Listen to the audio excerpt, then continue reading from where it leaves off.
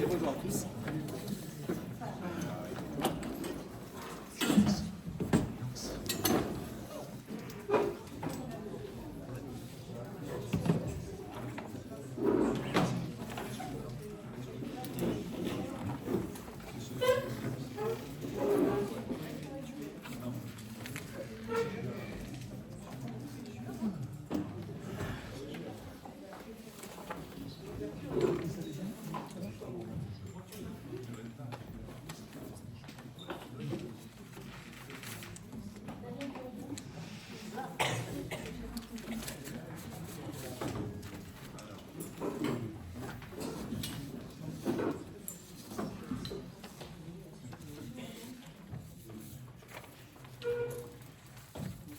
Bonsoir. Bonsoir. Voilà, donc on va démarrer par l'appel. Donc Eric Fontanarava, je suis là. C'est toi qui prends la procuration, Gérard Larrivé. Présent. Isabelle Montenoy. Procuration donnée à Daniel Gouverbanks. Nicolas L'Espagnol. Présent. Vanessa Terris. Procuration donnée à Gérard Larrivé. Jean-Marie Fally. Présent. Vanina Lasseron. Procuration donnée à Éric Fontanarava. Jean-Pierre Malosto. Présent. Daniel Gouverbanks. Colette Moulin-Berger. Michel Tabaran. Philippe Borne. Présent. Marie-Christine Giolme. Thierry Vernis, qui va arriver. Et il est absent pour l'instant. Florence Durand-Tornard. Philippe Travers, qui va arriver aussi. Hélène Roth, procuration. Donnée à Jeanne Muret. Jeanne Muret. Elisabeth Cauchy. Fabrice Pointu. Nicolas Zidé. Dominique Colombo. Procuration donnée à Jean-Claude Jean Gauthian. Jean-Claude Jean, présent. Stéphane Perrin. Rachel Rossignol. Julien Bernard et Céline Bernard. Donc il y a la liste qui va circuler pour vos signatures.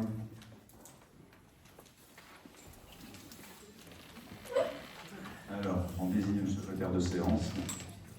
Daniel, tu veux être secrétaire de séance? Voilà, merci de ton volontariat. Tu écoutes? Bien. Donc la suite, c'est l'approbation du compte-rendu de la dernière réunion du conseil municipal. Opposition, abstention, une. Jean-Claude, une. Et deux. Deux. D'accord. Maintenant, on parle de la lecture des décisions du maire depuis le dernier conseil municipal. Il y en a une seule de décision, c'est le renouvellement de la ligne de trésorerie interactive, qui est une ligne de trésorerie d'un montant de 500 000 €, donc qui est reconduite pour un an, qui a été conclue à la caisse d'épargne, au taux fixe de 3,51%. Il y a eu des demandes qui ont été faites au Crédit Agricole et à la Banque Postale. Et donc la meilleure offre, la plus cohérente, c'était celle de la Banque Postale. Donc c'est un renouvellement de ligne interactive de trésorerie. Voilà, ça c'est la décision du maire. Caisse d'épargne. Tu indiques Banque Postale, c'est caisse d'épargne. C'est caisse d'épargne, c'est la caisse d'épargne, parce que la Banque Postale, c'est pas intéressant pour vous. Bon. Et donc maintenant on passe aux délibérations. Donc première délibération, c'est portant approbation du rapport de la commission locale d'évaluation des charges transférées, le PLECT. Et je laisse volontiers la parole à Jean-Marie pour ça.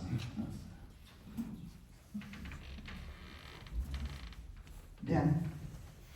Est-ce que vous souhaitez qu'on lise le texte que vous avez lu ou est-ce que vous préférez qu'on en parle librement? C'est au choix. Donc, la fiscalité professionnelle n'est plus perçue par les collectifs, par les communes, mais est reversée aux EPCI, les établissements publics. Et chez nous, c'est la communauté d'agglomération du Luberon, du moins de Vaucluse. Donc, chaque année, font des commissions où l'ensemble des membres, des représentants des communes, viennent valider les critères et la manière de calculer les sommes en question. Nous concernant, il y a tout d'abord la gestion des eaux pluviales et urbaines. Cette gestion, normalement, doit revenir à la communauté d'agglomération. Mais pour des raisons techniques, ils ont préféré que ce soit chacune des communes qui continue de s'en occuper. Pour déterminer les sommes que ça peut représenter, ils ont fait des analyses en tenant compte du linéaire de tuyauterie, du nombre d'avaloirs, de crives, etc. Et depuis 3 années, 2024, 2025, 2026, pour Loris, la somme est fixée à 9 000 €. Comme pour l'ensemble des communes, ces sommes n'ont jamais varié sur les 3 années, ils ont décidé que cette somme serait plus révisée et serait définitivement adoptée. Ce qui veut dire que chaque année, on va recevoir une subvention de 9 000 € pour faire face à ces problèmes de gestion des eaux pluviales urbaines. L'autre service concerné, c'est le service commun d'instruction des autorisations du droit des sols. Donc là, ils nous font connaître les charges qu'ils ont, les frais généraux, les charges en personnel, la mise à jour du logiciel. Ça représente quand même une somme de 431 535 € pour l'ensemble des communes qui sont rattachées à ce service. En 2025, ils ont considéré, en calculant des critères qui font intervenir le nombre d'autorisations et le nombre d'habitants dans la commune, nous ils ont retenu 181 autorisations et ils ont retenu 3 990 habitants. Donc en 2025, ça faisait une somme de 48 417,35 €. Somme qu'on ne reçoit pas, qu'ils gardent par devers eux, et c'est ce service qui instruit les différents dossiers que les services communaux de Loris leur adressent. Et l'ensemble de l'argent qui est concerné, toutes ces opérations, ça s'appelle une attribution compensatoire.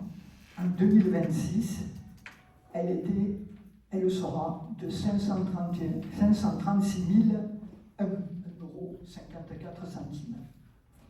Et on aura une petite ristourne en fin d'année de 682,99 comme un temps avec impatience.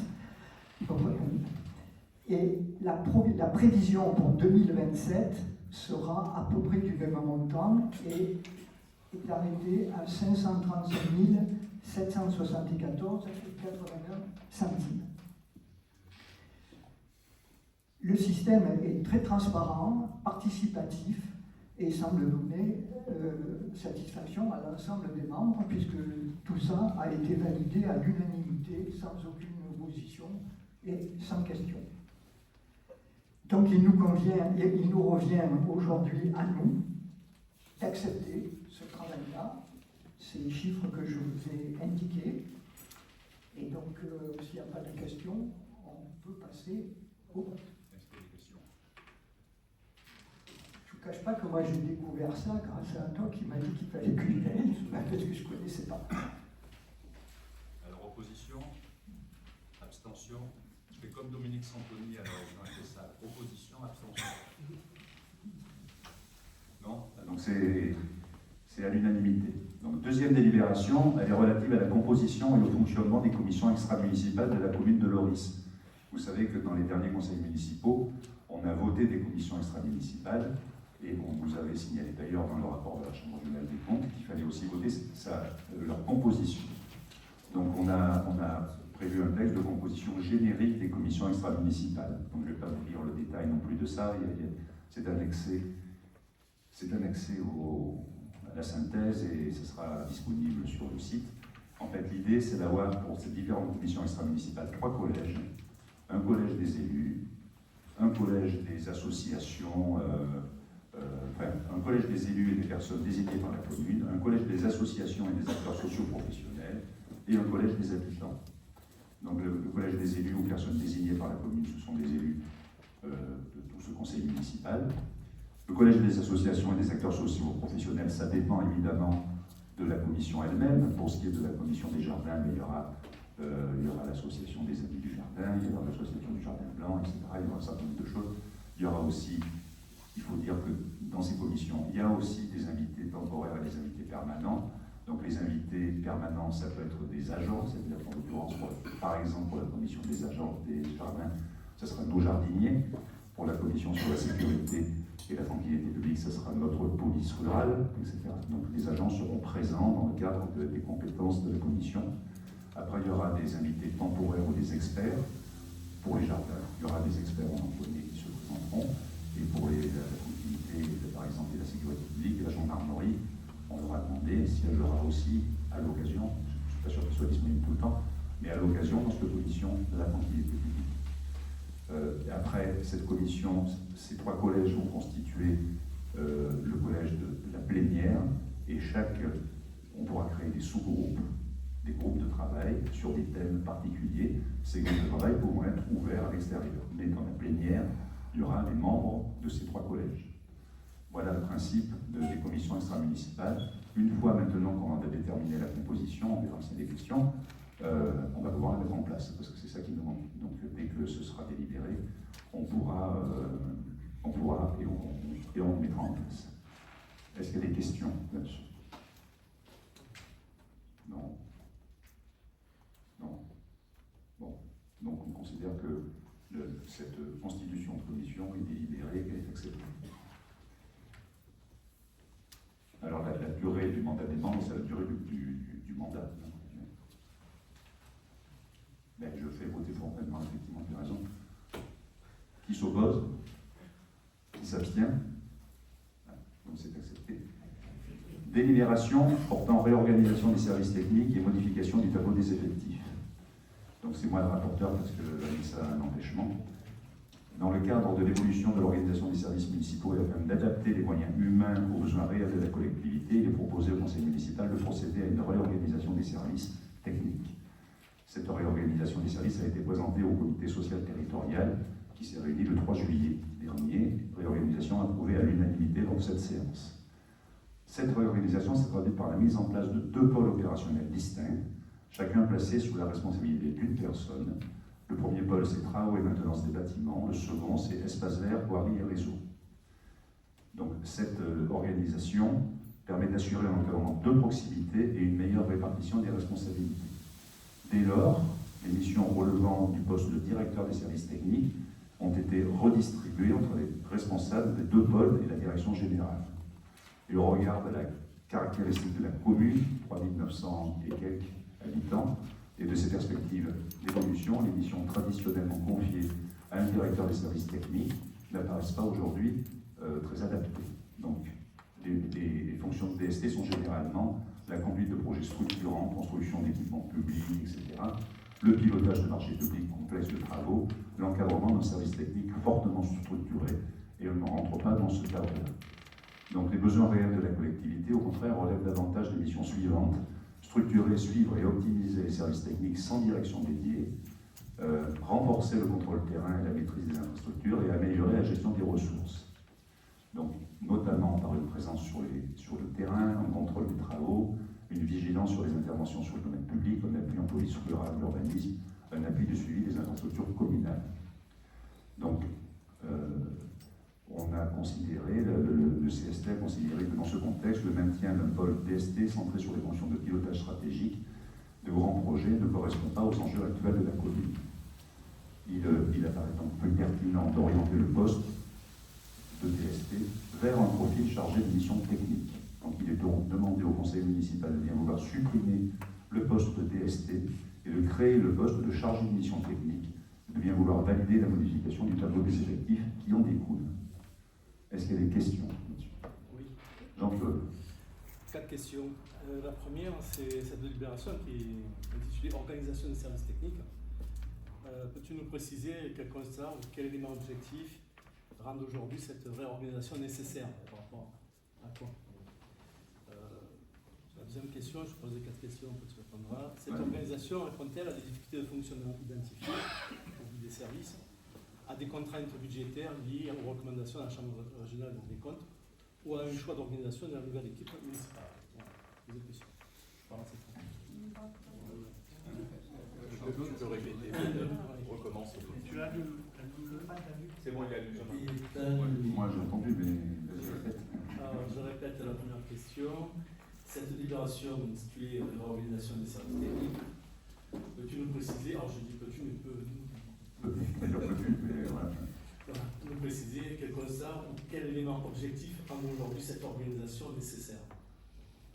La deuxième question, cette organisation répond-elle à des difficultés de fonctionnement identifiées, ça c'est personnel, à des contraintes budgétaires liées aux recommandations de la Chambre régionale des comptes ou à un choix d'organisation de la nouvelle équipe municipale? Deuxième question. La troisième question, pour moi c'est la plus importante, les habitants n'ont fait régulièrement pas de leur satisfaction quant à la qualité des interventions des services techniques. Cette réorganisation a-t-elle de nature à maintenir ce niveau de service ou envisagez-vous une évolution de leur mission ou de leur réorganisation? Et la quatrième question, cette réorganisation permettra-t-elle de réaliser des économies mesurables pour la commune? Si oui, pouvez-vous les chiffrer? Voilà. Bon, alors on commence par la quatrième. Oui. Non, pour l'instant, puisque le fait de basculer nos postes de DST au poste de chargé de mission technique relève de la même grille indiciaire, de manière à ce qu'il n'y ait pas de perte de salaire. Donc non. Je remonte à la première. Est-ce que c'est Le poste de DST, en fait, c'est une... Je l'ai dit un peu plus haut, d'ailleurs, j'ai lu un peu, donc je l'ai dit un peu plus haut, ça répondait probablement à ta question quand je l'ai dit plus haut. Un poste de DST qui a été créé ici depuis des années ne se justifie pas pour notre commune. C'est un relais intermédiaire qui doit probablement nuire à la qualité de la transmission des choses. Donc on a 2 chefs de service technique qui sont sous la tutelle de notre DGS et pour ça c'est plus fluide. Et de notre côté, le temps que passait notre DST à faire du travail de management, au lieu de faire ce travail-là, ça va rentrer dans le cadre des missions, puisque les missions c'est à peu près celles qu'il faisait avant. Et au lieu de faire du management, on lui en a collé d'autres en plus qui relèvent de ces missions. Donc c'est une optimisation générale des services pour le nouveau chargé de mission technique. Une fois que vous aurez accepté ce délire, il y aura des missions qui seront sous tutelle de notre DGS, qui sont bien précises. Notre DGS pilotera 2 chefs de service technique, la chaîne sera bien plus rationnelle. Le poste de DST en soi sur une commune de 3900 habitants, 3900 et quelques, ne se justifie pas. Donc on a pris en compte et on le traite comme ça. Il n'est pas question là, de qualité de personne, etc. Donc ça répond à une autre question. On ne parle pas de personne, on parle de mission. Je ne sais pas si j'ai répondu aux 4. Hein, mais... bon. Donc une fois que j'ai répondu aux 4, est-ce qu'on passe au vote, qui est en fait de valider la modification du tableau des effectifs tel qu'il a été voté à l'unanimité au sein du comité territorial? Est-ce que quelqu'un s'oppose? Dominique Colombo. Oui. Est-ce que quelqu'un s'abstient? Ok, donc la délibération est passée. Délibération portant mise à jour du tableau des effectifs. Alors, comme on l'avait déjà dit lors du précédent conseil, ah non, pas celle-là, ça reste intéressant. Les autres aussi, hein, mais conformément à l'article 313 du Code général de la fonction publique, les emplois de chaque collectivité ou établissement sont créés par l'organe délibérant de la collectivité et de l'établissement. Pour le faire court, au cours du temps, il a été créé un certain nombre d'emplois, pourvus, non pourvus, dépourvus, etc., etc. Et donc il y a eu d'ailleurs, dans le rapport de la Chambre régionale des comptes, cette remarque-là. Donc il y a eu un travail relativement considérable qui a été fait par notre DGS et le service RH pour mettre à jour un peu tous ces postes qui avaient été créés, qui n'étaient pas pourvus.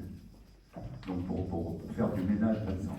Donc ce qu'il apparaît par rapport à ce ménage, c'est que pour avoir un tableau des effectifs propre et un cadre d'emploi propre, on demande au conseil municipal de valider la suppression de 57 emplois. Donc ils ne sont pas pourvus ces emplois, ce n'est pas des gens qu'on vire. Ce sont des postes virtuels qui n'ont plus lieu d'exister. Et qui font d'ailleurs, qui nous contraignent ça, parce que quand on veut créer un emploi, on le verra dans les délibs suivants, il se peut qu'on ne puisse plus parce qu'il y a un emploi non pourvu qui existe dans la clause qu'il faut dégager. Donc cette délibération, ça consiste à mettre à jour le tableau des effectifs. Ça n'a pas d'impact sur nos agents, ça a un impact sur la bonne tenue du tableau des effectifs et des cadres d'emploi. Ça aussi, c'est un travail de mise à jour et de rationalisation du tableau des effectifs qui a été proposé au comité social territorial et qui a été voté également à l'unanimité des membres. Donc, est-ce que sur cette délibération, quelqu'un s'oppose? Quelqu'un s'abstient? Dominique Colombo. Dominique Colombo. Merci. 5e délibération. Délibération portant création d'emplois non permanents pour faire face à un besoin lié à un accroissement temporaire d'activité. Encore une fois, là aussi, ce n'est pas du recrutement, c'est des cadres d'emploi qui sont créés.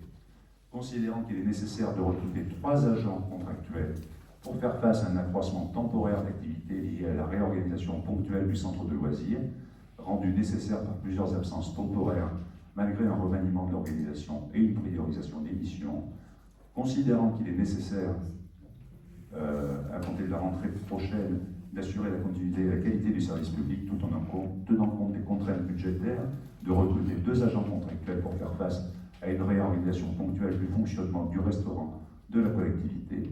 Il est donc proposé au Conseil de créer les postes suivants. Un emploi non permanent pour faire face à un besoin lié à un accroissement d'activité, le cadre d'adjoint technique relevant de la catégorie hiérarchique C. L'agent recruté assurera des fonctions d'agent de restauration scolaire à temps non complet, correspondant à une quotité de temps de travail de 19,35e au restaurant scolaire. Un emploi non permanent relevant de la catégorie hiérarchique C, qui aura la fonction d'agent de restauration scolaire à temps non complet, correspondant à une quantité de travail de 16,35e au restaurant scolaire, et 3 emplois non permanents pour faire face à un besoin lié à un accroissement temporaire d'activité dans le grade d'adjoint d'animation relevant de la catégorie hiérarchique C. Ces agents recrutés assureront des fonctions d'animateur à temps complet, correspondant à une quantité de temps de travail de 35e au centre de loisirs. Voilà, donc ça encore une fois, ce ne sont pas des recrutements, ce sont des réaffectionnements de postes sur des contrats qui finissaient et mais on présente la délire comme ça parce qu'on est obligé de la présenter comme ça. Est-ce que quelqu'un a des questions? Non? Je te regarde. Est-ce que quelqu'un s'oppose? Est-ce que quelqu'un s'abstient? Non. Ok. Délibération suivante. Délibération portant recrutement d'un vacataire au centre de loisirs. Donc le recours ponctuel à des personnels pour un nombre d'heures réduit s'apparente à de la vacation et les collectivités territoriales peuvent recruter des vacataires. Pour pouvoir recruter un vacataire, les 3 conditions cumulatives suivantes doivent être réunies. Spécificité dans l'exécution de l'acte, le vacataire est recruté pour exécuter une mission précise, un acte déterminé. Discontinuité dans le temps, le besoin pour lequel est recruté le vacataire ne doit pas correspondre à un emploi permanent. Les missions concernées correspondent à un besoin ponctuel de la collectivité. Rémunération attachée à l'acte, la rémunération est liée à l'acte pour lequel l'agent a été recruté.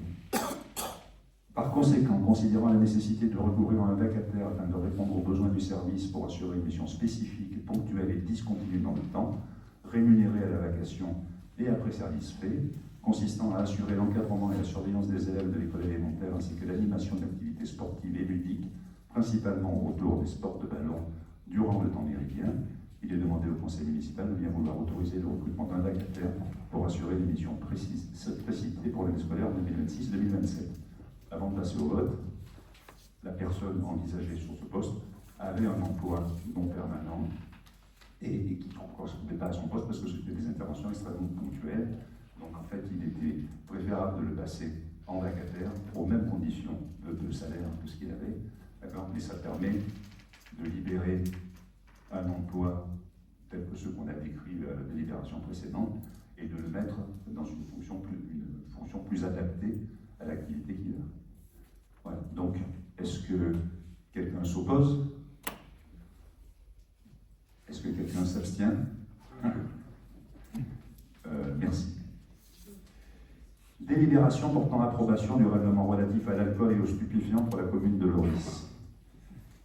Afin de contribuer à la prévention de la consommation d'alcool et de stupéfiants sur le lieu de travail et faire prendre conscience à chacun des risques qu'elle entraîne et des impacts sur la santé et la sécurité des personnes, de permettre à chacun d'avoir un comportement adapté et responsable face à une situation délicate, le signalement d'un état anormal au travail doit être considéré comme une aide aux collègues de travail pour un éventuel soutien psychologique ou une prise de charge médicale. Et de disposer d'un cadre réglementaire permettant à chacun de se positionner face à un état présumé d'ébriété ou face à un agent présumé sous l'emprise d'une drogue. Il est proposé au conseil municipal un règlement qui rappelle les obligations en matière de santé et de sécurité au travail applicables aux fonctionnaires et contrats de droit public, aux contrats de droit privé, contrats d'avenir, contrats d'accompagnement à l'emploi, apprentis. Il s'applique dans chaque service de la collectivité, mais également dans tout lieu d'intervention des agents, bâtiments, voies publiques, lors de conduite de véhicules, etc. Donc, vous avez à la synthèse le règlement complet qui est marqué projet parce qu'il attend la délibération pour pouvoir passer en définitive. Est-ce que vous avez des questions là-dessus? Oui. Vas-y. Je vais un peu. Tu as raison. Hein, Effectivement, je suis pas venu, c'est pour ça. Donc, une question plutôt de Dominique.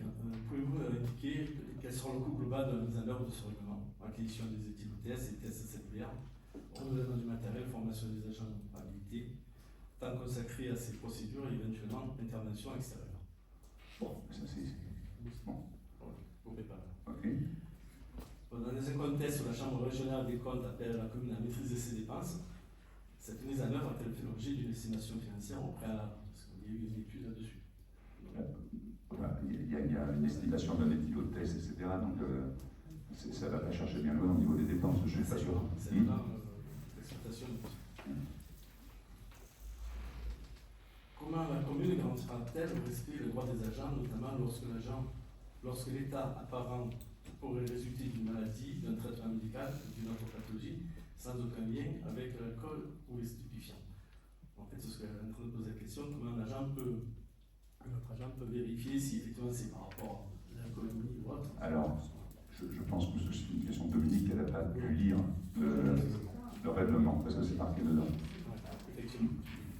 Bon. D'accord, donc au niveau du coût, ce qu'il faut quand même se dire, c'est que le coût est probablement minime, mais qu'il est aussi sans commune mesure avec le risque qu'on prendrait à laisser des enfants, des agents bourrés ou sous régime de la drogue, et qu'il faut donc appliquer un règlement qui n'avait jamais été appliqué, qui avait été proposé lors de la dernière mandature, mais dont le vote n'avait pas été fait.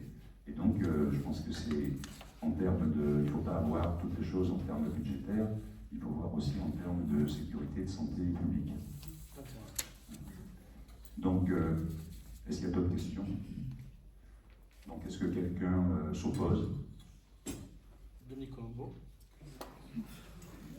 Est-ce que quelqu'un s'abstient? Merci. Alors, délibération validant le montant des indemnités de fonction du maire, des adjoints au maire et des conseillers municipaux ayant délégation, rajout d'une mention supplémentaire. Donc, la grille d'indemnité des élus ne change pas du tout.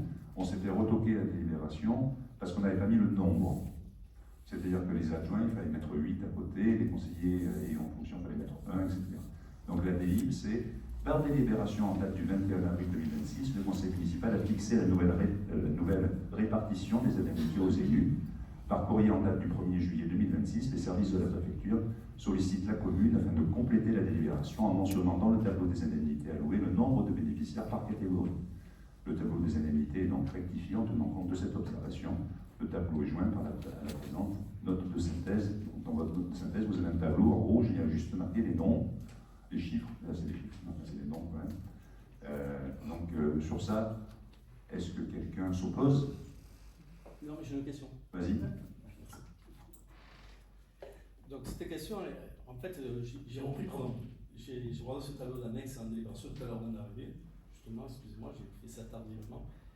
L'indice brut, donc, pour l'indemnité allouée, donc, qui est en pourcentage, représente-t-elle une augmentation de l'indemnité? Et si c'est le cas, de quel pourcentage ça augmente l'indemnité? Pas du tout. Je viens de le dire, ça ne bouge pas le montant des indemnités. Ce taux, c'est celui qui a été... Donc c'est la manière obligatoire de présenter les indemnités. C'est le taux de rapport à, je ne sais plus l'indice, mais c'est un indice bien précis. Non, pas du tout. ça ne bouge pas d'un centime. Et, d'accord. Ok, c'est juste en fait, il fallait rajouter maire 1, adjoint 8, adjoint ayant délégation, etc. C'était juste le nombre, le montant, le pourcentage, tout ça ne bouge pas. Est-ce que quelqu'un s'oppose? Est-ce que quelqu'un s'abstient? Donc, Non, bon, merci. Dominique s'abstient? D'accord. Bon, notons-le. moi, je vois pas ce qui est écrit. Bon. À noter d'ailleurs que la préfecture, c'est le sous-préfet qui nous l'a donné en même temps, cet élément-là. On va regarder. Donc je lui dirai au sous-préfet la prochaine fois que Madame Colombo s'est opposée. Donc elle s'est abstenue. Délibération validant les délégations d'attribution du conseil municipal au maire en fonction de l'article L 2122-22 et L 2122-23 du Code général des collectivités territoriales. Deuxième modification partielle, je ne sais pas si vous vous souvenez, lors du dernier conseil municipal, on a modifié 3 délégations, on en a supprimé 2, et on a modifié la 3e pour donner plus de champ au conseil municipal et restreindre les délégations au maire. Or, il se trouve que malgré ça, on s'est fait allumer par la préfecture, parce qu'il y avait des montants qui n'étaient pas indiqués. Donc je vais vous retrouver, je vais vous faire lecture des modifs qui ont été faits.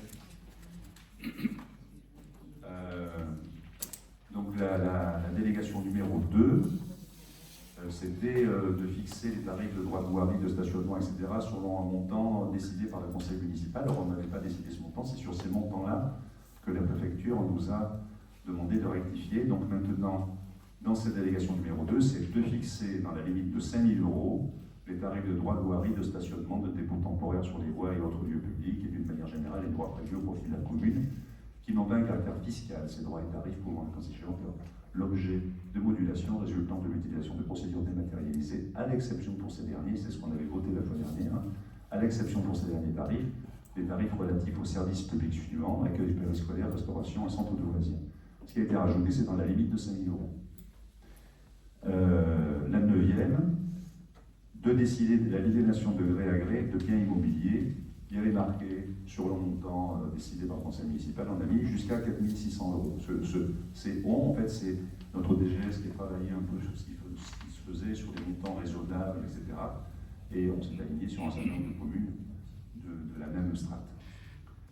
La 14e, d'exercer au nom de la commune les droits de préemption définis par le Code de l'urbanisme, que la commune n'en soit titulaire ou délégataire, de déléguer l'exercice de ses droits à l'occasion de l'aliénation d'un bien selon les dispositions prévues à l'article L211-2 au premier alinéa de l'article L213-3 de ce même code, dans la limite de 50 000 €. C'est ça qu'on a rajouté. Alors je peux vous compter tout seul, si c'est moins de 50 000 €, ce que je me garderai bien de faire. La 15e, d'intenter au nom de la commune les actions en justice ou de défendre la commune dans des actions intentées contre elle, dans tous les... Alors ce qui a été rajouté, c'est tout ce que je vais dire maintenant, dans tous les contentieux devant l'ordre administratif ou judiciaire, et de transiger avec les tiers dans la limite de 1 000 €. C'est-à-dire que si une transaction dépasse 1 000 €, je ne serai pas à même, en tant que maire, de prendre cette décision, ça doit passer au conseil municipal. La 16e, de régler les conséquences dommageables des accidents dans lesquels sont impliqués des véhicules municipaux dans la limite de 4 000 €. C'est ce qui a été rajouté, c'est dans la limite de 4 000 €. La 20e, d'exercer en application de l'article L214-1 du Code de l'urbanisme au nom de la commune et dans la limite de 50 000 €, c'est et dans la limite qui a été rajoutée, le droit de préemption défini à l'article L214-1 du même code. La 21, d'exercer au nom de la commune le droit de priorité défini à l'article L240-1 et L240-3 du Code de l'urbanisme, ou de déléguer l'exercice de ce droit en application des mêmes articles dans la limite de 50 000 €. Et la 25e, de procéder au dépôt des demandes d'autorisation d'urbanisme relatives à la démolition, à la transformation ou à l'édification de biens municipaux lorsque les crédits sont inscrits au budget collectif. C'est ce « lorsque les crédits sont inscrits au budget collectif » qui a été rajouté, c'est-à-dire que si on décide de construire, je ne sais pas quoi, une nouvelle crèche, etc., il faut d'abord que les crédits aient été inscrits au budget collectif, et donc ils aient d'abord été votés au conseil municipal. Voilà, avec ces modifications des délégations au maire, on devrait être dans les clous vis-à-vis de la préfecture. Donc maintenant, je vous demande, est-ce que quelqu'un s'oppose? Est-ce qu'il y a des questions? Ah ouais, tu en as? J'en ai une. Vas-y. Est-ce qu'il sera possible de mettre les montants sur le procès verbal? Ah ben, ils y sont nécessairement, puisque c'est la pénible. Non, mais c'est savoir si on pouvait rajouter comme là. Oui, oui, et ça, ce que je viens de dire, ça fait partie du procès verbal. Oui, bien sûr qu'ils y sont, hein, puisque ça, en plus, ça va être envoyé en préfecture. D'autres questions? Est-ce que quelqu'un s'oppose? Est-ce que quelqu'une s'abstient? Non? Oh. Bravo. Merci. Donc, au niveau des délibérations, on en a fini. Et maintenant, on va passer aux questions diverses. À moins que je vous dise quelque chose, mais je ne crois pas. Donc, questions diverses, je vais laisser dans un premier temps la parole à Jean-Marie pour qu'il vous parle de du guide des procédures achats. Il va y avoir une distribution de papier, une petite pause.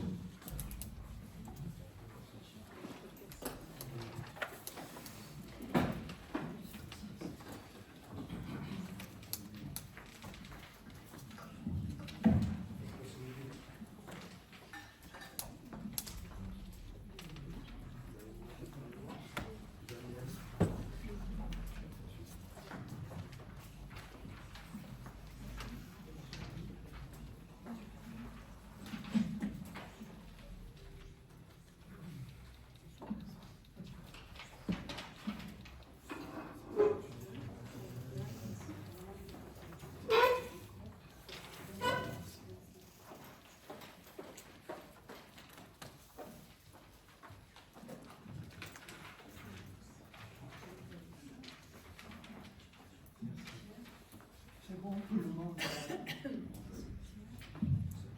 son document. Bien.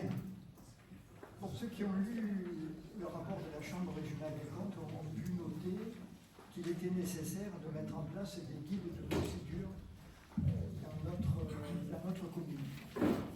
Donc on a commencé par celle pour les achats publics.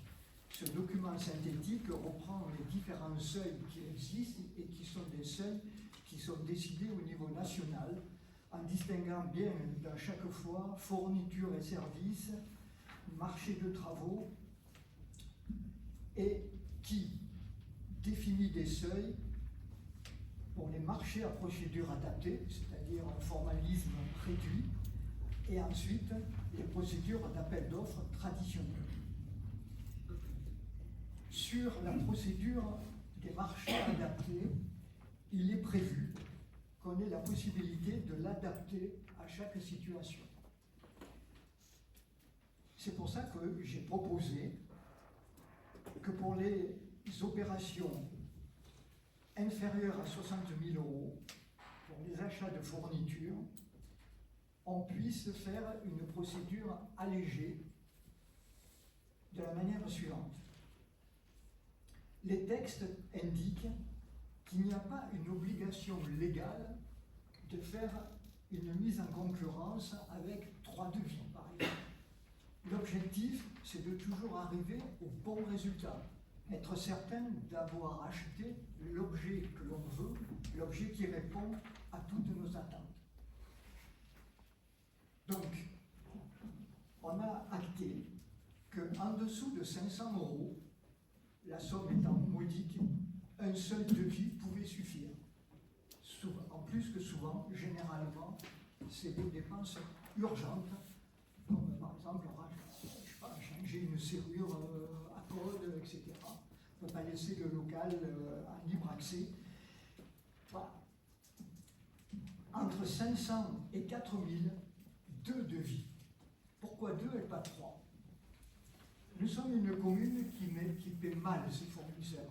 On n'est pas capable de les payer dans les délais légaux.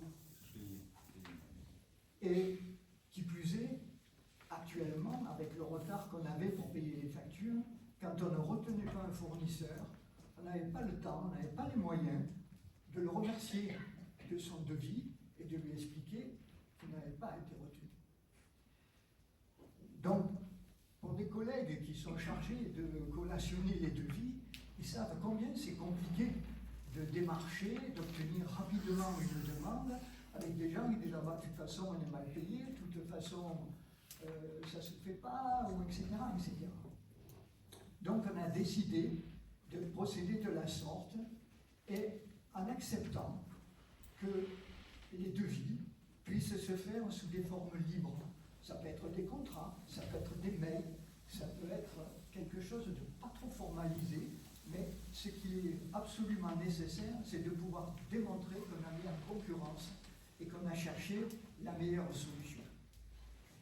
Alors il faudra être attentif et je proposerai qu'on fasse des formations à nos chefs de service et aux élus que ça intéresserait, parce que je pense que le défaut que l'on a, c'est qu'on ne définit pas son besoin et que tous les problèmes viennent de là. On ne commande pas une table pour une classe. On commande une table de telle dimension, en bois, en fer, de telle hauteur, avec tiroir, sans tiroir. Et que si on se contente de demander à un fournisseur donne-moi un devis d'une table, ben celui qui fera une table de qualité sera plus cher que celui qui fera une table médiocre. Mais la table médiocre ne répondra pas aux attentes de celui qui veut sa table.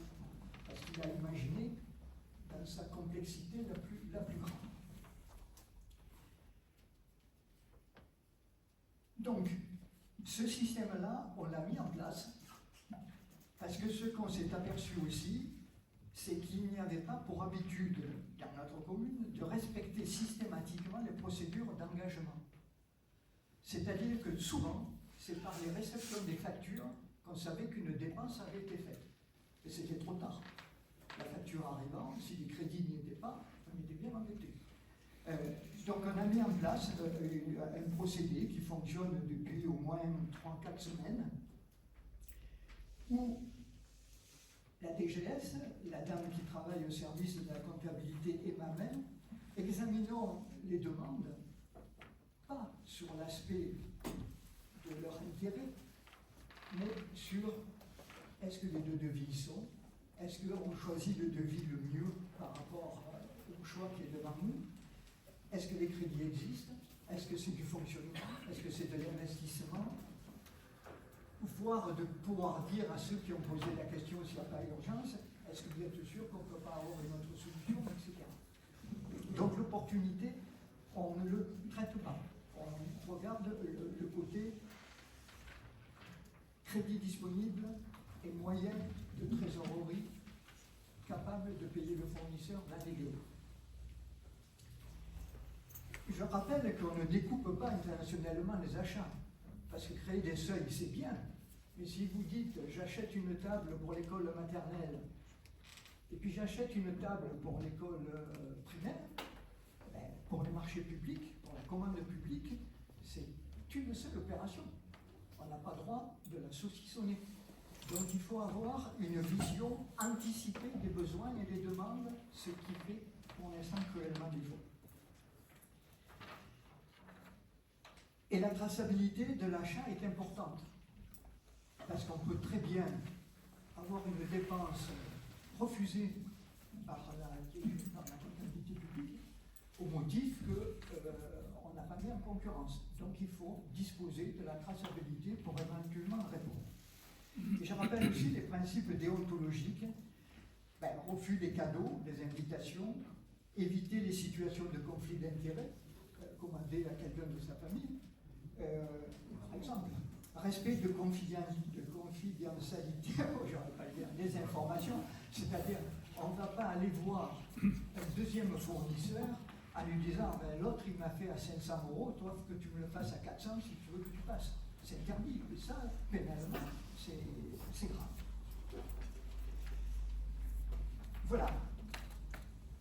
Un peu les informations. Alors, il n'y a pas à les voter dans la mesure où c'est des seuils qui sont décidés au niveau national, mais il était important que vous voyez l'effort qu'on fait pour que dans la partie la plus importante pour nous des dépenses, entre 0 et 60 000, on va dire 4 000, on le passe rarement, ben, on a mis en place une procédure où on essaye de respecter l'égalité de traitement, la liberté d'accès et la transparence des procédures. Il y a des progrès à faire, mais c'est en bonne voie et ça marche bien. Alors, est-ce qu'il y a des questions? C'est une question diverse, on peut y avoir des questions sur les questions diverses.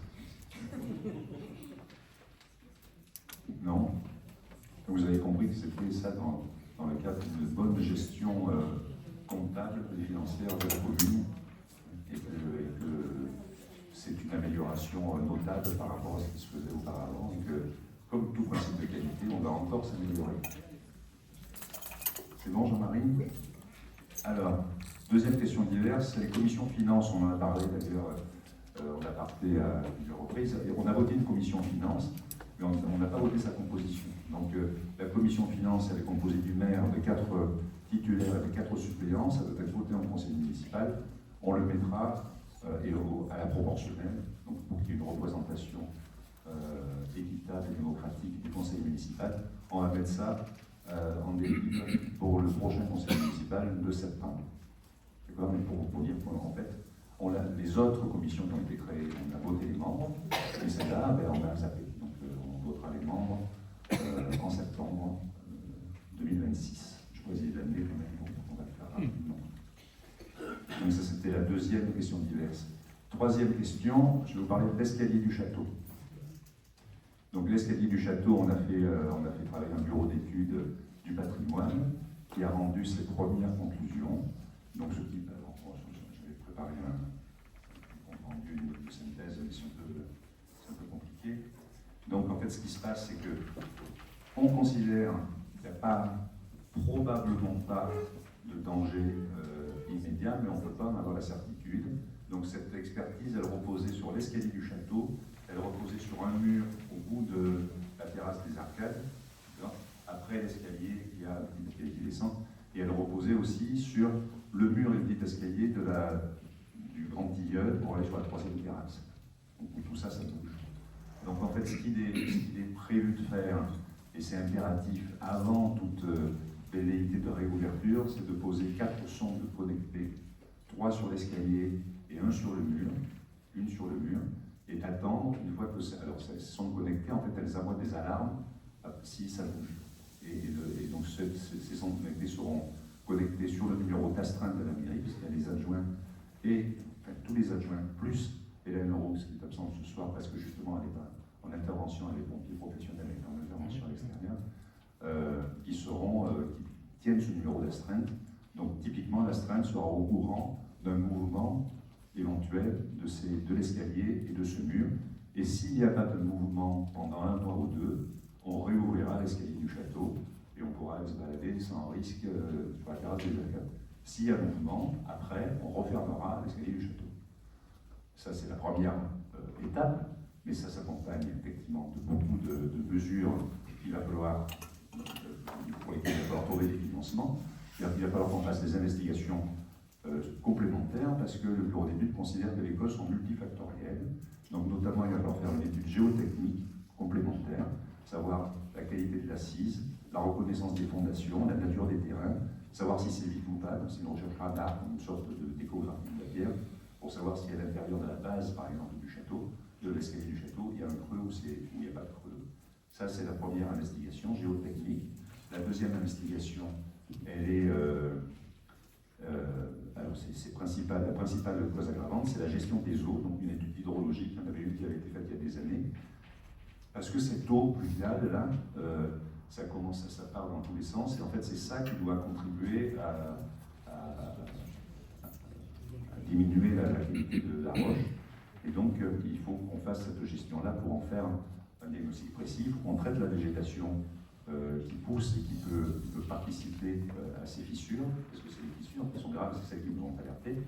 D'accord ? Donc, il faut qu'on traite ça. Et puis après, une fois qu'on aura fait tout ça en termes d'études et pour les végétaux en termes d'action, il faudra avoir des devis de restauration. Et ça, on attend de voir un peu la qualité des creux, par exemple, pour savoir quelle quantité de matière il faut injecter, savoir si c'est juste une fissure qu'il faut boucher ou si c'est un mètre cube de creux qu'il faut boucher. Donc ça, on n'en sait rien du tout.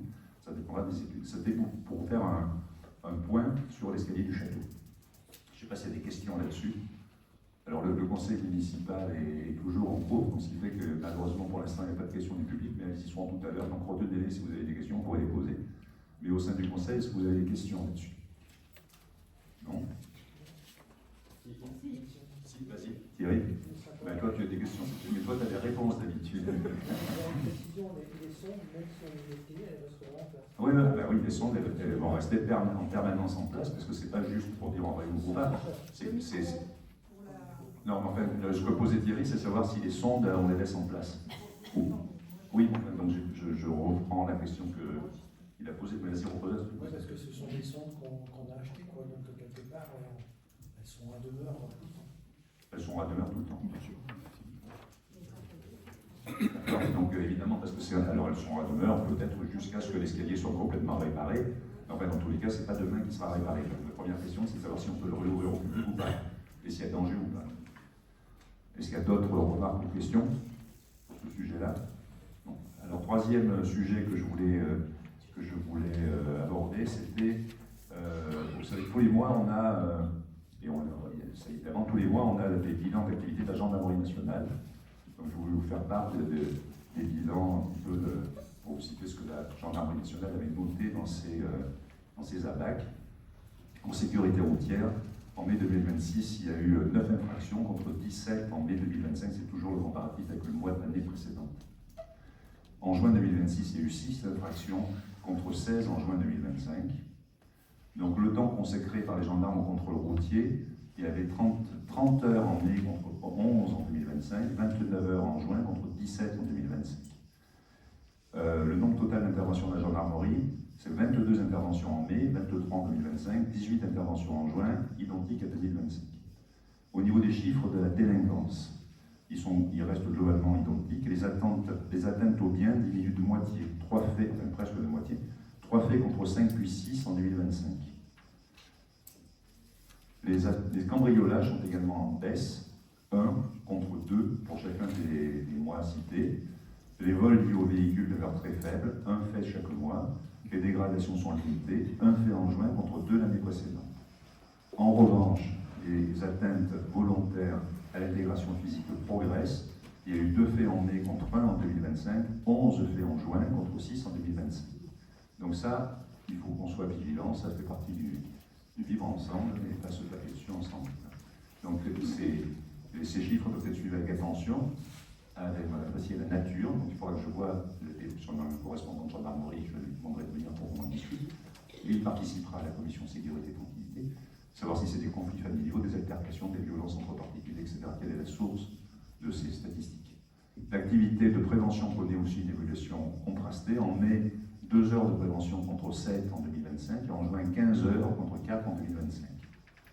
La présence sur la commune, la gendarmerie a été présente 154 heures en mai contre 176 en 2025 et 224 heures en juin contre 148 en 2025. Voilà à peu près les statistiques. Alors ils présentent ça dans un tableau comme ça que j'ai refait sous forme de texte et ils nous envoient ça tous les mois. Donc si vous le voulez, chaque mois je pourrai vous faire un point sur les statistiques gendarmerie. Alors elle repose évidemment sur ce qui est relaté à la gendarmerie et ce qui est notamment au niveau des dépôts de plainte. Et bon, après c'est à peu près, ça permet sur les mois différents de voir un peu l'évolution. Donc c'était le point que je voulais faire avec vous. Parallèlement, il faut savoir qu'on en a discuté avec le policier rural. Le policier rural est déjà et va être de plus en plus sévère en termes de stationnement, notamment sur le stationnement sur les passages piétons, stationnement aux endroits dangereux, stationnement qui gênent les piétons, qui peuvent présenter des dangers pour le public. Donc ça, Steve, qui le reconnaît bien volontiers, a eu des consignes de ma part. Et il y a également des amendes qui ont été faites sur les nuisances sonores des scooters. Il y a 2 scooters qui ont été verbalisés et je lui ai demandé de continuer dans cette optique-là. Donc on communiquera probablement en termes de com là-dessus pour montrer qu'en fait, il faut qu'on arrête avec ces nuisances et que les gens peuvent se garder aussi correctement. Donc ça, c'était sur les amendes de la police rurale et les interventions de notre police rurale. Je voulais aussi faire un point sur le stationnement à la cour du château et de la place de l'église. Le stationnement dans la cour du château et de la place de l'église, on a fait une réunion avec certains, parce que tout le monde n'était pas là, certains habitants du vieux village, en posant comme axiome que le stationnement dans la cour du château et sur la place de l'église allait être interdit. Ça enlève un certain nombre de places de stationnement, et ces places de stationnement, c'est un peu tendu quand même de vieux village, donc il faut qu'il y ait une réflexion plus globale sur le stationnement dans le vieux village. Donc premièrement, le compte-rendu devait être diffusé parce qu'il a un peu tardé, parce que la réunion qu'on a eue, c'était le 13 juin, et donc on est quand même le 23 juillet, donc ça va être diffusé incessamment. Et après, on va organiser une autre réunion, un peu plus générale, avec des pistes, des propositions qu'on va faire, pas pour la tour du château et la place de l'église, parce que ça c'est acté, mais pour en quelque sorte, les mesures compensatoires, c'est-à-dire comment arriver à gérer un peu ce stationnement un peu anarchique et complètement démesuré par rapport au nombre de résidents permanents, de gens qui habitent, des habitants qui habitent là en permanence. Comment on fait pour faire ça? Donc, à peu près mi-septembre, on a, je ne sais pas si ça va le 12, mais ça sera peut-être le 19, on fera une réunion, probablement ici, parce qu'on va avoir plus de monde, pour présenter nos propositions. Ce ne sont pas des pistes, qui sont des propositions, et on tranchera, parce que ce que j'ai dit aussi lors de cette réunion, c'est que ça fait 15 ans que c'est une arlésienne, cette affaire, et qu'il faut en terminer. Donc voilà, c'était sur le stationnement, sur la cour du château. Un petit point sur l'élagage au grand jardin. Il y a eu récemment un élagage d'urgence au grand jardin qui relevait du fait qu'il y avait certaines branches qui étaient dangereuses. Et donc il y a eu un élagage d'urgence qui ne rentre pas dans le cadre de l'élagage prévu. Et on a des élus ici qui sont dans un groupe de travail et qui participent parfaitement à ça. Il y a eu des remarques légitimes sur la manière d'élaguer les arbres par les lagueurs, qui nous a pas pris cher pour cette affaire-là. Et donc, notamment, il faudra les prendre en compte. Dans tous les cas, c'était un élagage d'urgence, il n'y a pas à revenir sur un élagage d'urgence. Il est resté, par contre, des choses qui auraient dû être évacuées, donc des branches qui étaient coupées, etc., et qui se sont fait. Des amuseurs se sont amusés à balancer un peu partout. Il est prévu, pour les petites branches, un broyage mardi, pour les petites branches et les grosses branches devront être mises en sécurité également. C'était la parenthèse sur la question diverse sur le grand jardin. Avant de laisser la parole à Gérard, j'ai encore deux éléments. Sur les déchets sauvages.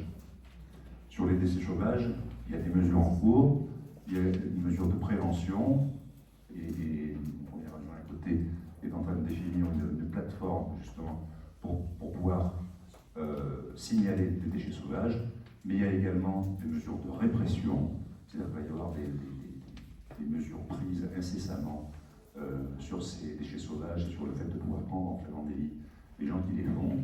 Et donc je ne vais pas en parler parce que je laisse la surprise à ceux qui vont se faire choper de le découvrir par eux-mêmes. Bon, il y a un deuxième élément sur les déchets sauvages, c'est que l'amiante a été déposée en Durance et on a des problèmes avec ça, c'est-à-dire qu'on ne peut pas nous l'évacuer. C'est dans le cadre, c'est dans le périmètre du SMAVD, donc, et ça n'existe pas que sur le risque, ça existe sur d'autres communes. Donc le SMAVD est en train de chercher un fournisseur qui soit habilité en l'amiante et qui nous fasse un tarif, puisque ça va être à la charge de la commune, un tarif englobant les 3 communes. D'accord? Donc ça fera un tarif, en quelque sorte, on peut négocier, parce que ça a été déposé, il y a des déchets amiantés qui ont été déposés sur les 3 communes, et donc le SMAVD prépare, se met en rapport avec des fournisseurs qui soient à même de les enlever, et ça sera payé par la commune, donc payé par vous, payé par chacun d'entre nous. Donc c'est ça qu'il faut prendre en compte, c'est que chaque fois qu'on jette quelque chose en Durance ou ailleurs, et qu'on paye des gens pour les enlever, c'est chacun d'entre nous qui payons. Donc le civisme, ça va aussi, sur ce point-là, il faudra aussi qu'on fasse. Mais a priori, on a beau faire de la pédagogie, les gens s'en foutent, donc on va passer, après la pédagogie, à la répression. Je vous indique que le 5 octobre, la commune de Loris et la commune de Cheval Blanc vont faire un exercice de crue de la Durance. On ne va pas aller chez l'eau dans la Durance quand même, ne vous tracassez pas. On va passer, en fait, on On va mobiliser les élus et les services qui doivent être mobilisés dans le cadre du plan communal de sauvegarde pour passer à 7 h du matin où l'averse sera donnée à une crue de 700 mètres cubes seconde, c'est-à-dire que la violence elle est grosse, elle fait un peu peur, mais c'est pas de risque. À midi, à peu près, une crue de 4000 mètres cubes seconde, qui n'est pas la crue centenale. La crue centenale, c'est 5000 mètres cubes seconde, c'est-à-dire qu'elle dépasse la digue. Mais à 4000, elle inonde un certain nombre de... Il y a 117 habitations qui sont concernées à 4000 mètres cubes seconde, quand même. D'accord donc 4000 mètres cubes seconde, elle est quand même au ras de la digue, elle est quand même assez haute. Hein, c'est impressionnant.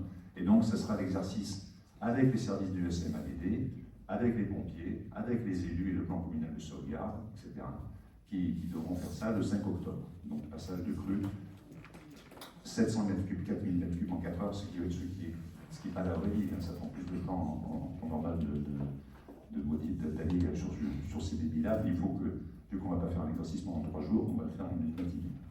Ça, c'était l'information, question diverses, sur notre exercice de crue le 5 octobre. Si vous voyez des gens qui courent en tous les sens le 5 octobre, vous saurez que c'est ça. Et si c'est pas ça, vous inquiétez pas. Avant de terminer la culture, j'en parle maintenant. Il s'est patient. Donc, je vais vous faire un point sur la culture. C'est Vanina qui aurait dû le faire, mais Vanina n'est pas là. Elle est justement, puisque vous savez qu'elle est chargée d'un gros poste au château de Lourmarin, donc elle est chargée là-bas d'un événement ce soir. Donc, je lis un peu ce qu'elle m'a écrit, ce que je lui ai demandé. La culture est l'un des axes majeurs de notre projet municipal. L'objectif n'est pas d'innover cette première année, mais en raison des contraintes budgétaires, d'assurer la programmation. Cette saison encore, les Lorisiens ont pu vivre des moments forts comme le festival Repartagé ou la fête de la musique conjointe, avec des animations musicales investissant l'avenue Philippe de Girard jusqu'à la cour du château, transformant notre village en une scène ouverte et conviviale. Notre partenariat avec la Garance, c'est la scène nationale de Cavaillon, est un outil majeur. Grâce à cette collaboration, la culture vient à nous avec des performances dans l'espace public au bout de la rue. Pour aller plus loin, le service de minibus continue en permettant aux habitants de se rendre facilement aux représentations organisées dans les communes voisines. Notre fête votive, quant à elle, comprend 4 soirées de festivités et de spectacles pour tous les goûts. Par ailleurs, notre cycle de conférences d'été, accueilli à l'espace bloc, offre des rencontres avec des intervenants de renom, explorant des thèmes variés à l'abri de la chaleur dans un cadre propice aux échanges. En septembre, nous organiserons notre Festival des couleurs avec la participation d'associations locales et de créateurs. Malgré un contexte contraint, nous maintenons notre programmation avec du théâtre, de la littérature, de la musique ou encore du chant, parce que nous attachons une grande importance au fait de conserver une programmation diversifiée, inclusive et ambitieuse, qui s'adresse à tous les publics et rayonne tout au long de l'année. Voilà le mot sur la culture. Maintenant, je laisse la parole à mon premier adjoint qui va vous parler de notre plan à court terme. Bien, donc un point sur notre programme. On a traduit dans un certain nombre d'actions qu'on a qualifiées de programmes de début de mandat. En tout cas, ce sont des actions qu'on entend mener et qu'on a commencé à mener de mai à octobre. Donc de mai à octobre, dans l'ensemble de notre programme, on a retenu un certain nombre d'actions qu'on a engagées. Mais un préambule avant de venir dans les actions, notre programme, il s'inscrit dans un cap simple et exigeant. Il s'agit d'améliorer concrètement le quotidien, de renforcer les solidarités, de préserver le cadre de vie, de préparer l'avenir et de valoriser ce qui fait l'identité de Loris, sans jamais perdre son âme. Et ce cap simple et exigeant, il se traduit par 2 objectifs stratégiques. Le premier, il s'agit de rétablir la situation financière de la commune, dont tout le monde s'accorde, on en a déjà parlé, à dire qu'elle n'est pas bonne, confère le rapport de la Chambre régionale des comptes, sans toutefois que la commune soit sous le coup d'une possible mise sous tutelle, comme on peut l'entendre parfois. Deuxième objectif stratégique, il s'agit de préparer notre village au défi du réchauffement climatique. Et en particulier, il faut savoir qu'on va être de plus en plus contraint par nos autorités de tutelle dans le cadre d'une loi qu'on appelle loi ZAN, ZAN, zéro artificialisation nette des sols. Et cette contrainte, elle pèsera lourdement sur la commune avec un traitement à la maille du SCOT, schéma de cohérence territoriale. Mais ça revient à dire que le foncier non bâti est une ressource qu'il va nous falloir gérer dans le temps pour qu'elle contribue efficacement à la lutte contre le réchauffement climatique et que c'est une ressource qui devra être gérée au même titre qu'on gère les ressources financières par exemple. Alors pour en venir dans le détail, on a un peu plus de 70 actions dans le programme début de mandat. On a 25 actions prioritaires et il se trouve que le taux d'avancement, on fait des revues périodiques, on en a fait une récemment, le taux d'avancement, il est de 52% à date.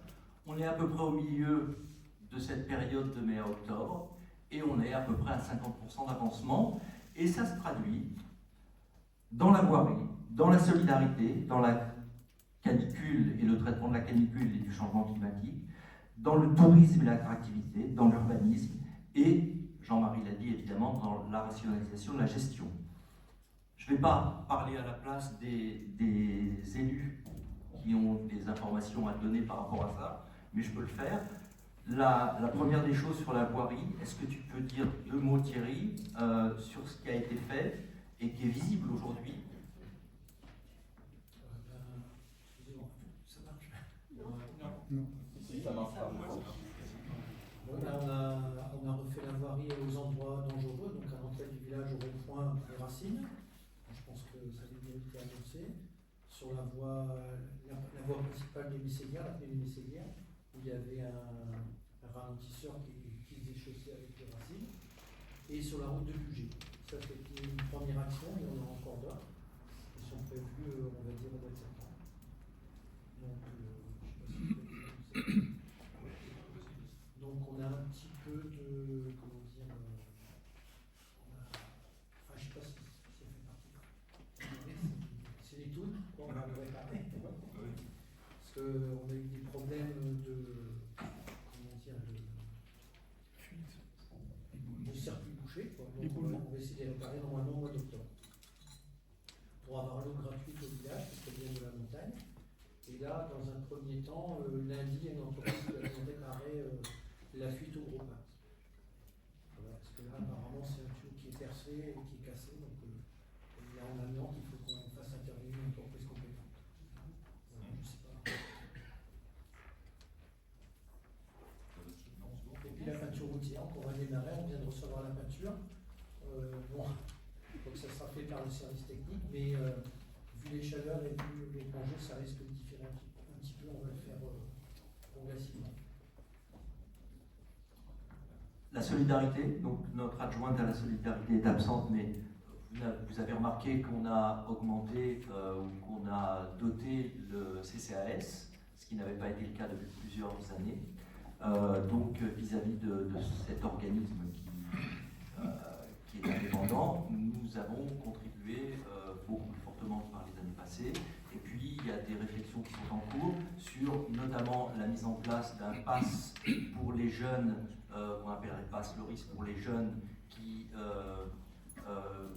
feraient des activités dans des associations à Loris, donc des jeunes Lorisiens dans des associations à Loris, percevraient une aide pour leur activité. Donc ça va être mis en place en septembre. On a aussi une réflexion qui est en cours sur l'accès au restaurant scolaire pour les personnes âgées. Selon certaines conditions, il faudra qu'on fixe le tarif, mais ça c'est une réflexion qui est en cours, qui devrait pouvoir se mettre en place avant la fin de l'année. Sur la canicule, bon, il y a eu le traitement d'urgence de la canicule, vous le savez, avec la mise en place d'un local réfrigéré. Je vais aussi peut-être... réfrigéré, oui, excusez-moi, c'est un lapsus non révélateur, c'est pas un frigo, climatisé, excusez-moi. Et puis la deuxième chose, j'étais déjà en train de penser à ça, tu peux en dire 2 mots sur l'ouverture du grand jardin. Non, vas-y. Voilà, donc on a aussi décidé d'ouvrir le grand jardin 7 jours sur 7 pour que les gens puissent aller prendre le frais, notamment le matin et notamment en soirée. Et donc il est ouvert aujourd'hui 7 jours sur 7 et jusqu'à la fin des périodes de forte chaleur, entre le 15 et le 31 août. Il y a également un travail qui a été fait sur le tourisme et l'attractivité. Tu veux en dire quelque chose ? Alors sur les fortes chaleurs, c'est probablement insuffisant. Il faut qu'on insiste dans les années suivantes, ou même dès cette année, qu'on insiste sur des locaux probablement plus grands, climatisés, précis, etc. Parce qu'il va y avoir une vraie demande. On considère quand même, pour être très positif, que cet été que nous subissons, c'est l'été le plus frais de ces prochaines années. Donc il faut bien réfléchir à comment faire pour aller plus loin dans la lutte pour les personnes fragiles, de la préservation des canicules. Excusez-moi, Alors moi je voulais vous parler donc, du point infotourisme, donc, qui est installé à la Maison Aubert et qui a bénéficié d'une réorganisation complète. Les locaux ont été entièrement rénovés, les supports d'information ont été modernisés et enrichis, et cela en collaboration avec Destination Luberon. C'est d'ailleurs avec Destination Luberon qu'on élabore les différents dépliants, qui nous les procurent, et que ça permet d'enrichir donc, ce point infotourisme. C'est aussi à Destination Luberon que l'on confie les différentes informations sur différentes activités du village, et eux, ils le diffusent au niveau de toute la région. Ce lieu donc, accueille à la fois le point infotourisme et l'accueil du jardin des plantes tinctoriales. Alors c'est une synergie qui est d'ailleurs appréciée par les visiteurs, puisqu'ils peuvent à la fois centraliser leurs recherches, donc avec des informations pratiques sur le village de Loris et la région, et en même temps avoir accès à la visite du jardin des plantes tinctoriales. On les invite aussi à visiter donc, le jardin blanc et le grand jardin. Ce qu'on a souhaité aussi en ouvrant ce point, enfin en remettant en valeur ce point écotourisme, c'est une accessibilité renforcée. Alors grâce à l'engagement des élus, à la mobilisation de nombreux bénévoles, le point d'information reste ouvert durant tout l'été, 6 jours sur 7. Il est ouvert donc du mardi au dimanche de 10h à 12h, de 15h à 20h. Et nous sommes bien sûr tous là pour vous accompagner. Alors il reste quelques ajustements, bien entendu, à faire, mais notre priorité est claire, c'est ouvrir durant tout l'été ce point infotourisme. Je tiens à adresser un merci à Martine Grégoire pour son soutien précieux, à l'ensemble des bénévoles, que ce soit des élus ou des énergies, et qui ont permis de rendre ce projet possible. Et bien entendu, n'hésitez pas à passer nous voir. Merci Marie-Christine. Urbanisme.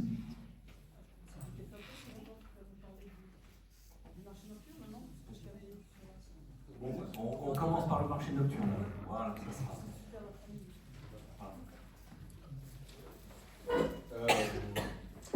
Effectivement, dans notre programme, on avait à cœur de redynamiser un peu le village et animer le village, et il nous semblait important de le faire dès cette année et pas forcément attendre l'année prochaine.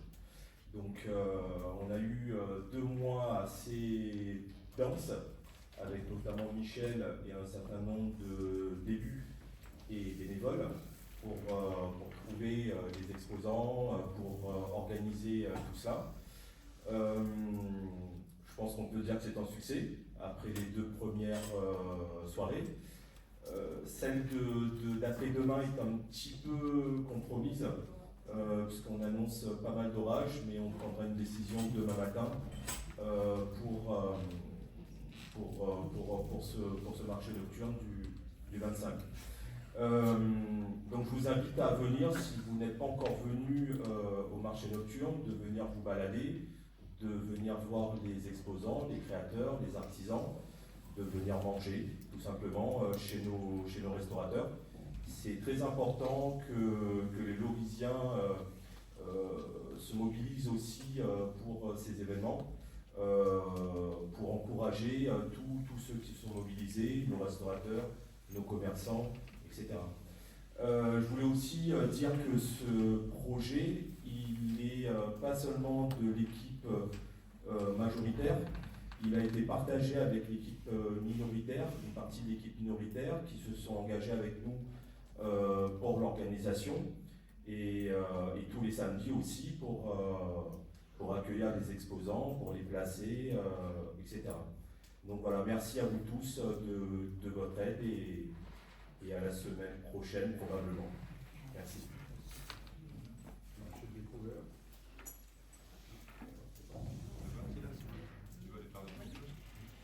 Michel? Il y a le marché nocturne, mais il y a le marché découvert aussi. Alors, comme on a des délégations qui se rapprochent avec M. Pointu, donc c'est vrai qu'on travaille ensemble très souvent, toujours. Donc il y a le marché hebdomadaire qui se passe le lundi. Cette place elle a été dernièrement nettoyée. On a nettoyé la fontaine. Le trafic des exposants tourne entre 12 et 15 exposants. Il y en a qui viennent, il y en a qui repartent. J'ai fait un gros travail sur tous les petits villages pour récupérer des exposants. Si j'ai un bilan à faire maintenant, je m'aperçois que peut-être que les logiciens ne viennent pas assez au marché de Loris. Quand je fais, par exemple, le marché de Cadenet, je rencontre des gens de Loris, quoi. Donc, et qui est le même jour. Alors, c'est vrai qu'il est plus important, mais il ne faut pas oublier que plus il y aura du monde au marché, plus les gens viendront au marché. Les exposants, c'est des commerçants. Donc, ils viennent, s'ils ne travaillent pas trop, eh bien, ils vont aller ailleurs, quoi.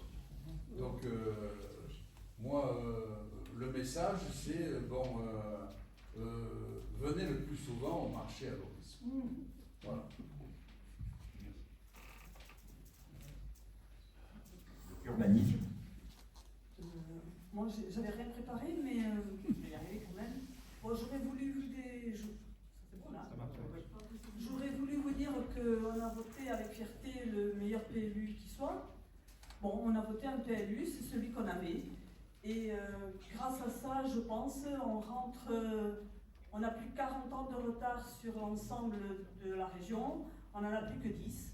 Et on sait comment on va travailler, on va s'organiser pour améliorer ce PLU, sachant effectivement que l'on a et qu'on reste contraint par tous les autres organismes autour de nous qui avaient été présentés, les SCOT et autres choses. Voilà ce que je peux dire sur le PLU. Merci. Et puis, donc peut-être nous avons oublié quelques points. En tout cas, il y a encore du pain sur la planche pour ce début de mandat. Mais ce que je voulais rappeler, qui est peut-être important en termes de conclusion, compte tenu de la situation de la commune, c'est que ce programme, il est financé. Il est financé. Voilà. Et donc, j'en terminerai là-dessus. Et donc, effectivement, il y a tout lieu de féliciter toute l'équipe qui s'est fortement mobilisée pour qu'on puisse partir dès le mois de mai sur ce programme et qui est, vous l'avez entendu déjà, bien visible.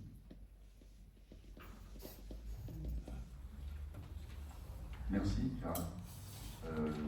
Bon, il n'y avait rien d'autre dont on voulait parler, des qualités de l'espace public, sur les commissions qui sont réunies. Enfin, il y a des commissions qui se réunissent, qui travaillent. Ils vont une commission d'espace public qui va se réunir encore demain, tu vois, etc. Donc il y a en dehors de ces points dont on parlait de différents intervenants, il y a beaucoup d'autres choses qui se font et on vous en parlera au fur et à mesure. Alors, pour les élus encore, puisqu'on est encore dans le cadre du conseil municipal, est-ce que vous avez des questions sur ce qui a été dit? Non. Donc, le conseil municipal est terminé, et dans la mesure où le conseil municipal est terminé, la parole est à vous si vous avez des questions. Alors, c'est Marc qui a levé la main en premier. Vas-y, Marc.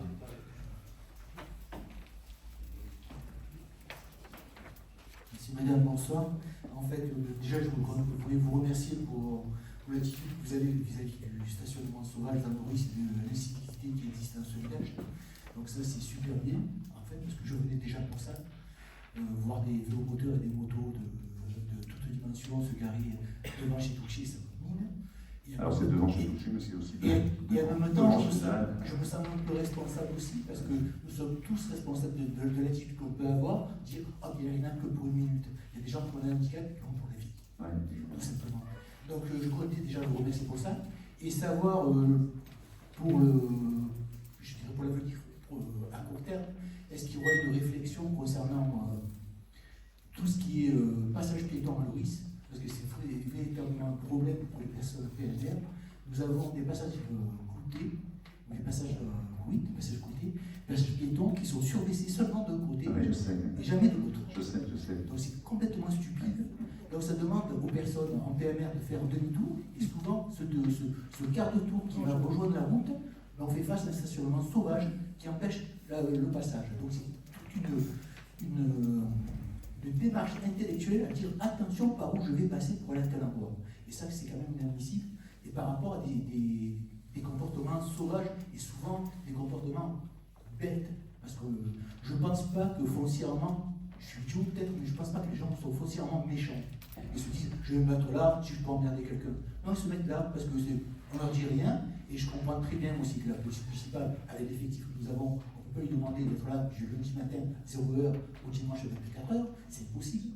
Donc, avec tout ça, est-ce que vous avez pensé donc à ces passages piétons qui sont un peu enquiquinants? Ce qui serait souhaitable, c'est qu'on ait un libre accès, je dirais, sur au moins un axe mairie-église, ce serait déjà pas mal, mais aujourd'hui, il n'existe pas. Et qui n'avait jamais été finalement le questionnement d'une municipalité précédente. Merci. Alors, on a des travaux et des réflexions sur la totalité des personnes en situation de handicap. Celle-là, ça en fait partie depuis le début. On se dit que les bateaux, ça s'appelle les bateaux, que les bateaux ne sont pas en face et que c'est absurde que les bateaux ne soient pas en face. Donc ça, c'est des choses sur lesquelles on travaille. Il y a des contraintes sur les passages piétons, d'ailleurs, parce qu'il y a une loi à laquelle on devra répondre avant le 31 décembre 2026, c'est la loi LOM. Donc il y a un vrai travail sur le handicap. Il n'y a pas que celui-là, il y a des places PMR qu'il faut peut-être un peu mieux placer, un peu mieux formaliser. Il y a le handicap visuel, on a eu des réunions il n'y a pas longtemps avec Nicolas,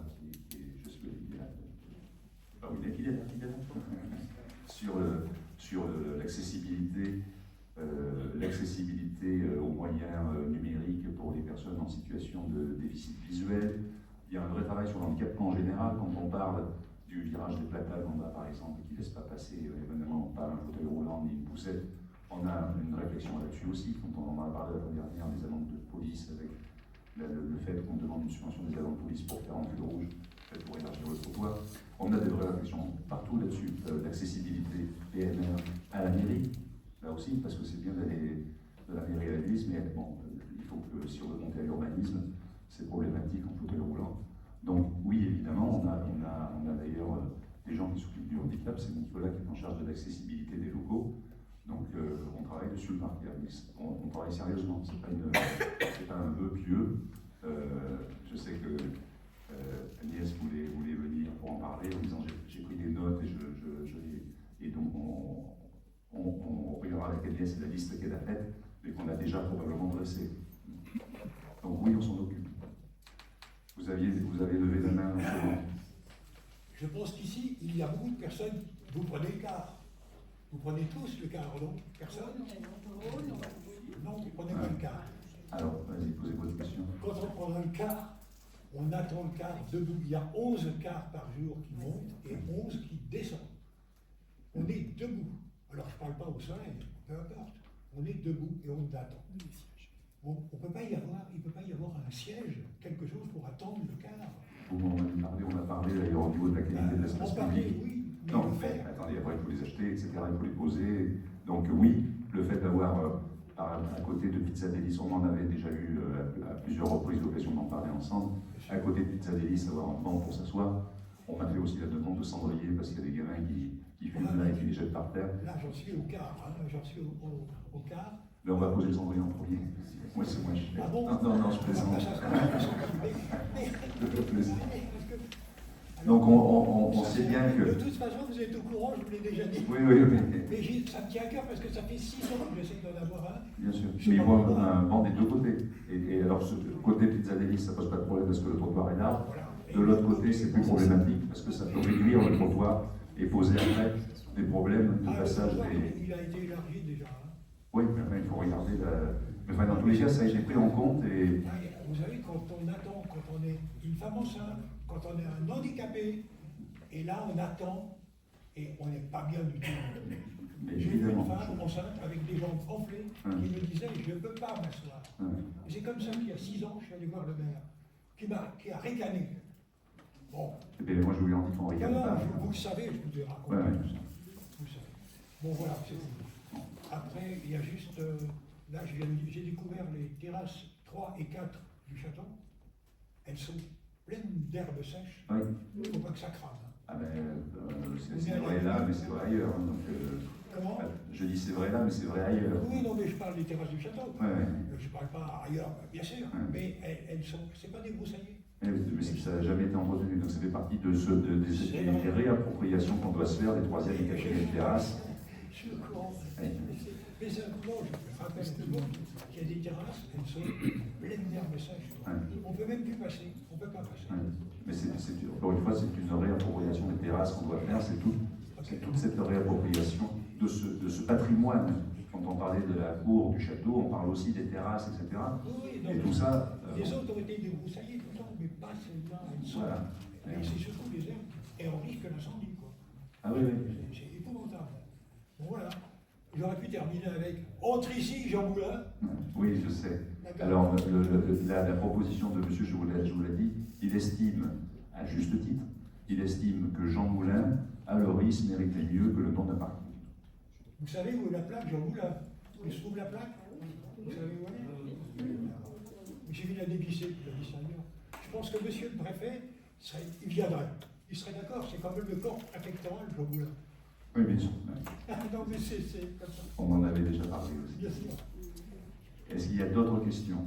Ah, Elisabeth. Oui, cette semaine encore, pratiquement tous les jours, c'est l'accessibilité dans le vieux village des camping-cars, des remorques, des bateaux qui sont traités et qui arrivent, qui passent devant l'église, qui tournent à gauche dans la grande rue et qui après s'enfilent tout droit alors que ça va nulle part. Ça va en aplomb du grand jardin et après, alors, il faut aller les aider à reculer.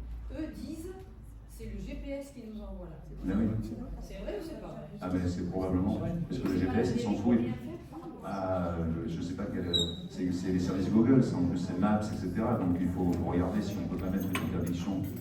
Peut-être qu'il faut demander à Google, mais ce qu'il y a aussi, c'est que le GPS qu'ils envoient là, comme quand on parle de septembre, de l'échéance des discussions qu'on va avoir, le GPS les envoie là, mais la municipalité va les interdire. Donc au bout d'un moment, le GPS ne les enverra plus là. Ça fait partie des choses, ça n'a aucun sens qu'un camping-car, en plus il passe à peine entre Léandre et Christophe là, donc ça n'a aucun sens qu'il rentre, donc il ne rentre pas. Voilà, donc ça oui, c'est dit. Moi j'avais une question de plusieurs citoyens qui sont dans la plaine. Depuis ce matin, il y a pas mal d'émanations de la station d'épuration. Et ils se posaient la question si ça avait été nettoyé ou s'il y avait des travaux qui étaient en cours, parce que l'odeur est assez insoutenable. Je ne peux pas répondre, mais je connais la personne qui s'en occupe et je vais lui poser, je reviens vers toi. Ça nourrit bien, ça s'en occupe. D'accord. De la station? Oui, Ok, on revient vers toi. D'autres questions? N'hésitez pas, hein, c'est nouveau les questions qu'il faut vous poser. Mais il y a Flo derrière qui a posé une question.